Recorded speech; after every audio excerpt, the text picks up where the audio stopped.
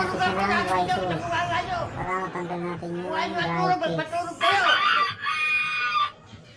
Yan, siksik nyo lang mabuti. Tuk-tuk-tuk-tukin para kumapit. Yan, pihitin na natin. Pataas ang pihit ng pataas. Medyo matigas lang yan. Napakatigas na. Mga bobo! Sige, pihitin mo lang. Pihit.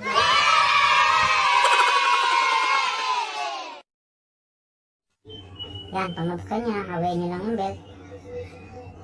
Tapos linisin. Yan, tatanggalin na natin yung oil seal. Yan, tanggalin yung may lock yan. Tatanggalin yung may lock. Linisin. Ayan yung oil seal.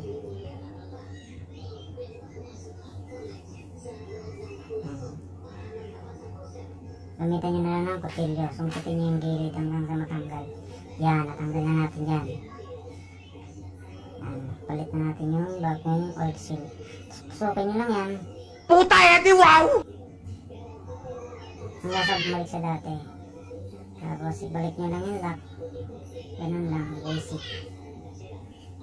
Tangina, nalaglag pa.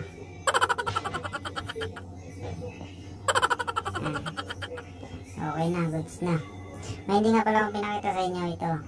Sa oil seal, merong spring yan sa gitna. Yan, tanggalin nyo lang, napipihit yung ano nun.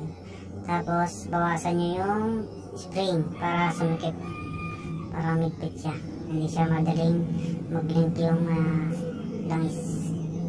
Yan lang. Ikutin nyo lang yan. Yan, ganyan. Yan. Tapos, ibalik nyo lang yan. Sa gitna siya galing. Yan, dyan. Nakaipit lang yan. Ganyan lang. Ayan.